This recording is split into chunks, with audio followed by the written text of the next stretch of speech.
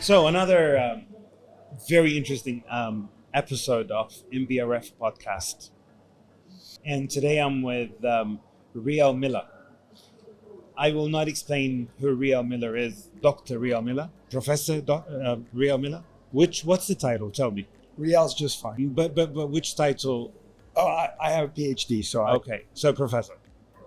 Okay, so tell us who you are. What do you do? I'll tell them. I know. Tell the audience who you are and what you do, and I look forward to a very interesting conversation with you. I know it will be. Okay. Thank you very much for the invitation. Glad to be here and glad to share. Thank you, Riel. So I'm retired 3 years ago from UNESCO. I spent a decade at that organization as the head of Foresight and Futures Literacy. But what I've been doing throughout my career is working with people to think about the future. And that's what I still do today. I work with people all around the world in universities, civil society, from school children to prime ministers, to think about the future.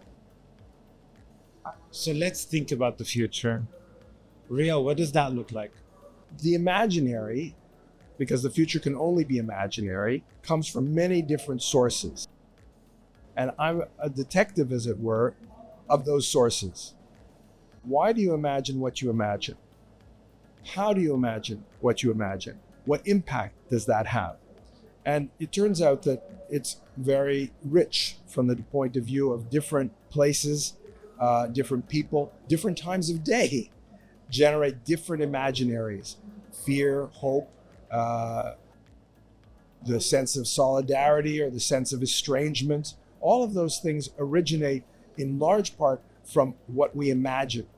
Oh, I'm disappointed. Oh, that was really much better. Oh, that's great. All relates to how you think about the future. And since people don't think all that much about where their imaginaries come from, there's a lot to do. Is it more fear or more hope? A baby cries to get fed. Tell me which one it is. Are they afraid that they won't get fed, or are they hopeful they will get fed? I think it's both. It's always both. They come together. The question is, why are you imagining that? Now, for a baby, we understand it's survival. Why are you afraid of getting hit by a car, but really hopeful to get to the other side of the road? Well, it's the same thing. You're doing it at the same time. So that's something that's simultaneously part of everybody's experience. And one of the things that I discovered kind of on my journey in thinking about the future was that all living organisms anticipate. A single-celled organism in a petri dish will head towards the sugar. It's not conscious. It's not thinking, I should go, but it will go towards the sugar, because over time, what was integrated into its evolutionary characteristics is this is better for survival. So we all have this built in. The question then becomes, what do we do with that survival-oriented imagination when we enter into situations where there is no certainty? In fact, there's just the opposite. There's discovery, emergence, and novelty. Oh, wow. We hit the barrier because we spent all our time thinking about, how can I be sure that the stove is not hot? How can I get across the street? How can I survive? And then all of a sudden you say, how can I be a good friend? How will the people at the party like me? Maybe I should buy those sneakers, but maybe I'll be look like an idiot because everybody else is wearing the same ones. And I don't know. And it's ambiguous. And guess what? At the party, all of a sudden, everybody who had the same sneakers all got into it, and they were all dancing together, and we became the cool ones, whereas they could have made fun of us instead. So we didn't know in advance, and it's not knowable in advance. And that's the crucial step of moving from deterministic childhood type anticipation to the anticipation that fits this universe, because this universe is characterized by novelty, change, and difference. Wow, it's inevitable. Change is inevitable. It's no uncertainty. Wow. Why is knowledge important? I know it's a very simple question. It's rather dumb, but I asked it on purpose. I want to hear a very smart answer to a dumb question. No. As you know, there are no such thing as dumb questions. There is. And I think, well, I mean, let me say that I'm not sure that knowledge is important, because curiosity is at the origin of the quest to know. And it's not knowing is that it's at the origins of learning. If I don't know something, well, then I need to, and I want to, I begin to learn about it. It's not having acquired knowledge. I can have 1,000 books. I can have read 1,000 books. I can, and I can have a chip that I plant in my head that says, aha, this is the knowledge of the ages. Yeah, it's going to be a lot like information, but I can change that information into saying, well, it's my awareness, my knowledge of a language, of a history, of a culture. I can tell you about ancient Rome or something. But so what? So what?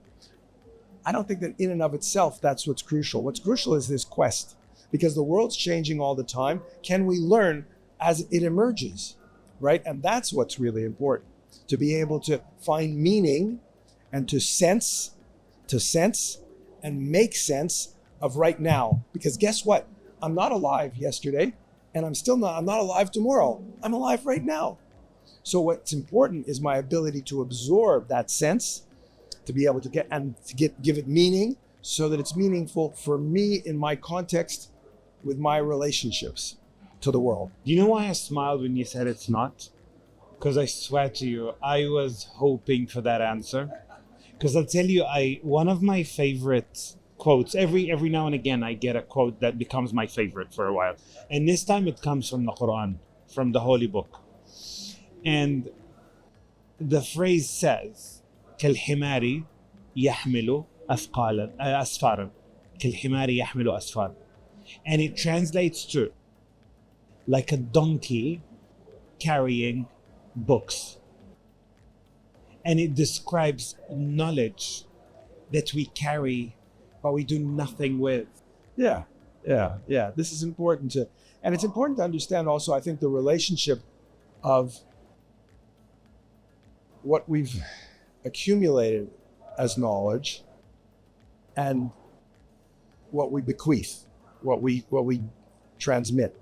And here I think that image of the donkey carrying a burden is a very important one, because we have a tendency in many parts of the world to stand on the shoulders of giants, to spend a great deal of effort maintaining the buildings, the edifices, the ideas of the past.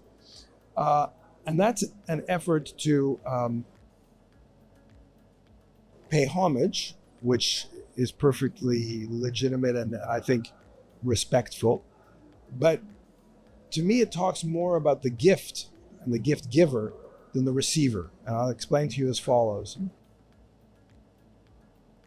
I believe that the greatest gift I can give to my children is for them to live their lives with confidence and independence. The less that they carry and they have to maintain from my life, which is not theirs, it's better. So the idea of a heavy legacy, the many books on the back of a donkey, is not something that appeals to me at all, in the sense, I think, as it was meant in the citation you gave, which is that worshiping for the sake of worshiping is really false knowledge in a way.